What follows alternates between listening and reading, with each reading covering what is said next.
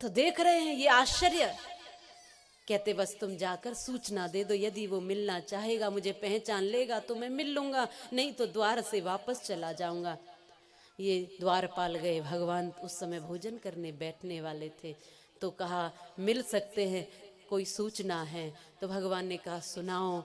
भोजन करने से पहले ही सूचना मिली कि वो एक व्यक्ति आया है, एक ब्राह्मण है, जो अपने आप को आपका मित्र बताता है।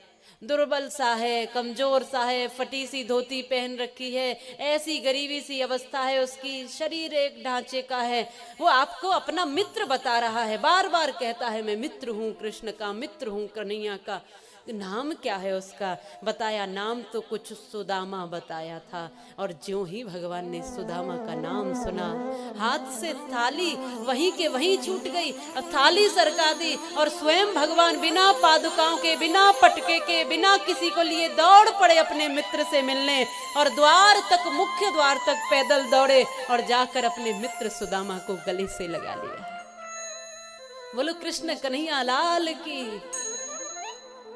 सारी गरीबी अमीरी की समस्त रेखाओं को तोड़कर भगवान ने एक प्रेम का बंधन माना है, प्रेम के बंधन को स्वीकार किया और समाज को एक दृष्टि दी कि प्रेम का बंधन ही सर्वोपरि होता है। धन से जुड़े हुए रिश्ते ज्यादा देर नहीं टिकते।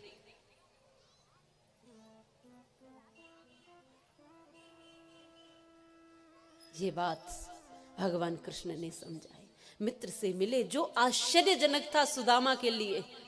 मित्र आकर ऐसे पहचान लेगा और गले से मिलेगा, ये तो आश्चर्य ही था। सोचते थे कि कभी भूल ही गया होगा, मिला होगा, बचपन का मित्र है, सोचेगा हाँ कौन सुदामा। अगर पहचान भी लेगा तो कितनी देर में मिलेगा, राजा है जाने कितनी देर बैठना पड़ेगा।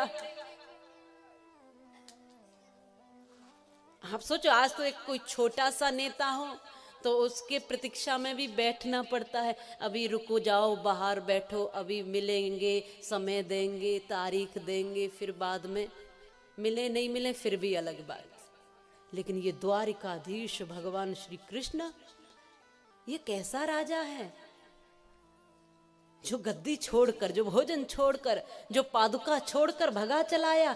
ये रिश्ते, ये बंधन, ये सच्चे मित्रता के रिश्ते भगवान श्री कृष्ण समझाते हैं कि जीवन कितना सरल जिया जा सकता है। ये भगवान कृष्ण समझाते हैं। लेकर गए, अपना आसन दिया और चरण पखारने लगे, क्योंकि ब्राह्मण है, श्रेष्ठ है, चरण पखारने लगे और मित्र है, कब का मिला हुआ है। लेकिन जब जैसे ही पैरों को देखा, फटी विवाइयों को देखकर दुखी हो गए। माने पानी परात को हाथ छुओ नहीं, नैनन के जलसों पग धोए। इतने रोए हैं आज भगवान कृष्ण और कहा मित्र इतने दिन से तुम कहां थे, आए क्यों नहीं? सुदामा कहते हैं मित्र भटक रहा था ऐसे ही, अपनी अवस्था के जी रहा था ऐसे ही। कैसे आता मिलने, क्या दिखाता तुझे? मैं इसीलिए नहीं आना चाहता था कि तेरी आंख में ये आंसू, मैं तुझे दुखी नहीं करना चाहता था अपना दुख दिखा करके। भगवान ने आज चरण धुलाए हैं, स्नान आदि करवाया, वस्त्र, सुंदर वस्त्र पहनवाए, वो फटी धोती हटवाई, आज 56 भोग लगा दिए। कितने दिनों का भूखा है, लेकिन सुदामा के मुख से वो निवाला नीचे नहीं उतर पा रहा है। क्यों? क्योंकि उनको याद आती है कि वो बिलख रहे होंगे भूखे बच्चे, उनके मुंह में तो एक दाना नहीं गया होगा। मेरे सामने ये 56 भोग मुझे स्वीकार नहीं है। कोई पिता अपने बच्चों को भूखा नहीं देख सकता, स्वयं भूखा रह सकता है लेकिन बच्चों को नहीं देख सकता है।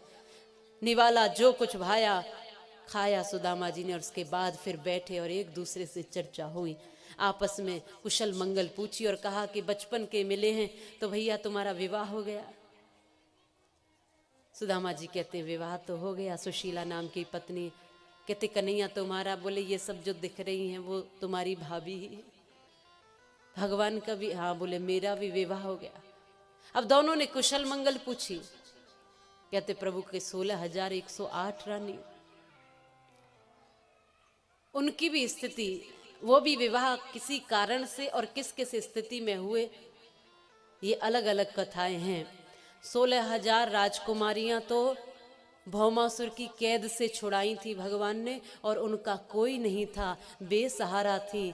दरवाजे माता पिता के बंद हो चुके थे, कोई उनका हाथ थामना स्वीकार नहीं कर सकता था। सबने कहा हम जाकर के मर जाएंगे, सब आत्महत्या कर लेंगे। उस समय भगवान ने धर्म की रक्षा के लिए, माताओं की रक्षा के लिए, उनके सतीत्व की रक्षा के लिए कि यदि ये 16,000 एक साथ आत्महत्या करेंगी तो भी पाप लगेगा, इस समाज पर बोझ हो जाएगा, और यदि ये किसी गलत स्थान पर चली गई मजबूरी में तो भी धर्म की हानि होगी। इसलिए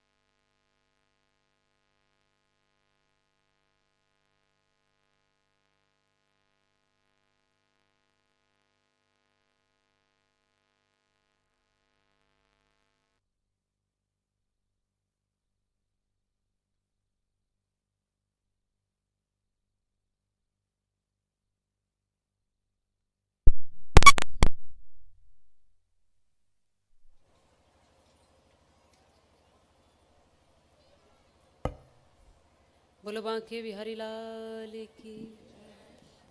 ऐसी अवस्था में भगवान ने उनको स्वीकार किया, जिसका कोई नहीं उसके भगवान है। प्रभु कहते हैं चिंता न करो, यदि कोई दुनिया का व्यक्ति तुम्हारा साथ न दे तो मैं हूँ, मेरी शरण में आना। उस समय वो आत्महत्या करती तो भी धर्म की हानि थी, किसी गलत स्थान पर चली जाती तो भी धर्म की हानि थी। भगवान ने कहा आप सब द्वारिकापुरी में निवास करो, और कोई पूछे कि तुम कौन हो, क्योंकि जीने के लिए परिचय तो चाहिए, किसकी बेटी हो, किसकी पत्नी हो, किसकी बहन हो, कोई उसका नहीं था।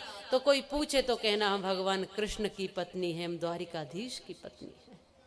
ये नाम दिया, समाज में इज्जत दी मातृ शक्ति को। इसी तरह से अन्य अन्य भी विवाह हुए भगवान के। भगवान ने स्वीकार किया उसको जिसका कोई नहीं है, उसको सबको स्वीकार करते वो परमात्मा श्री कृष्ण है। इसलिए कहा कि हाँ हमारा भी विवाह हो चुका, दोनों में आपस में बातचीत हुई। तो भगवान ने कहा कि भैया फिर जब तुम आए हो तो भाभी ने कुछ तो देकर भेजा होगा, खाली हाथ तो भेजा नहीं होगा। तो सुदामा जी जो फटी सी पोटली में टूटे से चावल थे उनको छुपा रहे हैं। यहां तो ऐसा राजसी भोजन, राजसी वेशभूषा, ऐसा महल, ऐसे ठाट बाट, और मेरे टूटे से चावल फटे से कपड़े में बंधे हुए हैं, उनको कन्हैया स्वीकार थोड़ी करेगा। तो और पोटली को बगल में दबाए जा रहे हैं, पीछे छुपाए जा रहे हैं। तो भगवान ने छुपी हुई उस पीछे की पोटली को तुरंत झपट कर छीन कर आगे किया और कहा सुदामा तुम्हारी छुपाने की आदत नहीं जाएगी, अब भी छुपा रहे हो, बचपन में एक बार छुपाया था उसकी वजह से तो ये हालत हुई, इतनी गरीबी।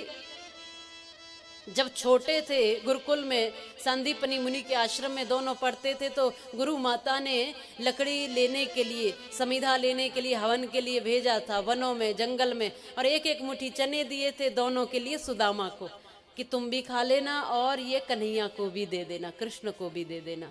तो जब लकड़ी बीनते बीनते इकट्ठी कर ली तो वर्षा आ गई, दोनों एक एक पेड़ पे चढ़ गए, बहुत देर तक बारिश हुई।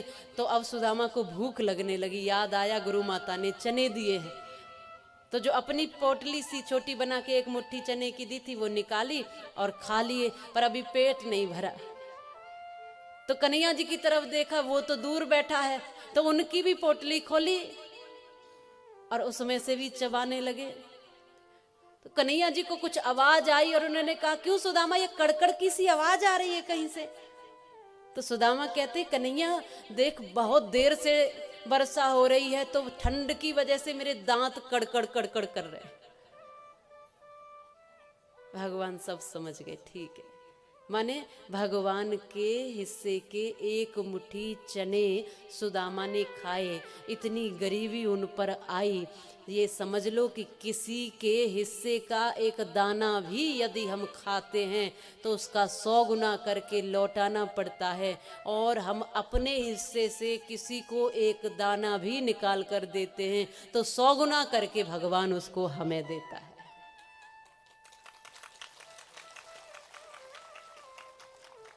ये बात ध्यान रखना। तो किसी का हिस्सा नहीं खाना है, किसी का छीन कर नहीं खाना है, अपने हिस्से का, अपनी मेहनत का, अपने अधिकार का, अपनी कमाई का, अपने परिश्रम का, ऐसा जीना है। भगवान ने वो तुरंत मुट्ठी, जो 4 मुट्ठी चावल थे उनको खोला, टूटे से चावल हैं, फिर भी भगवान ने आज इतने प्रेम से खाए हैं। एक मुट्ठी खाई, 1 लोक दे दिया सुदामा जी को, दूसरी मुट्ठी खाई, दूसरा लोक दे दिया, तीसरी मुट्ठी जैसे ही खाने लगे तो रुक्मिणी जी ने हाथ पकड़ लिया, प्रभु बस करो, अब मत खाओ, तीनों ही लोक दे दोगे। मन ही मन बात करी रुक्मिणी जी ने, ये क्या कर रहे हो। ऊपर से कहा कि ज्यादा कच्चे चावल नहीं खाने चाहिए, नुकसान करेंगे, लेकिन मन ही मन पूछ लिया, 2 लोक दे दिए, तीनों लोक दे दोगे तो तुम बाबाजी हो जाओगे। तो आज भगवान ने कहा रुक्मिणी तूने हाथ पकड़कर अच्छा नहीं किया, ऐसे मित्र पर आज मुझे तीनों लोग क्या स्वयं को भी लुटा देने देती, क्योंकि जो स्वाद इन चावलों में है वो स्वाद माता यशोदा के मक्खन में आता था, वही प्रेम का स्वाद आज मुझे इस टूटे चावल में आ रहा था। ऐसे मित्र के लिए सर्वस्व न्योछावर हो जाए। बिना मांगे भगवान ने सब कुछ दे दिया और सुदामा को पता भी न चला। इसलिए कभी कुछ दो तो ऐसे दो कि देने का अहंकार न आए मन में। किसी को कुछ खिलाओ तो ऐसे खिला दो कि ये मेरा कर्तव्य है।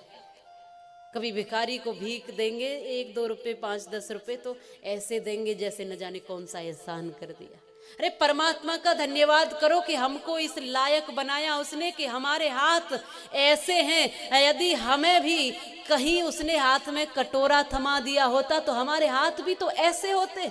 या इसलिए धन्यवाद करो कि हम देने के लायक तो बनाए, हमारे हाथ ऐसे दिए। अरे ऐसे होते हम भी तो तमाम लोग, आज भी तमाम लोग लाइन में लगे हैं जो भीख मांग रहे हैं। अरे हमको वहां से ऊपर उठाया, क्योंकि ऐसे हाथ करने में और ऐसे हाथ करने में जमीन और आसमान का अंतर है।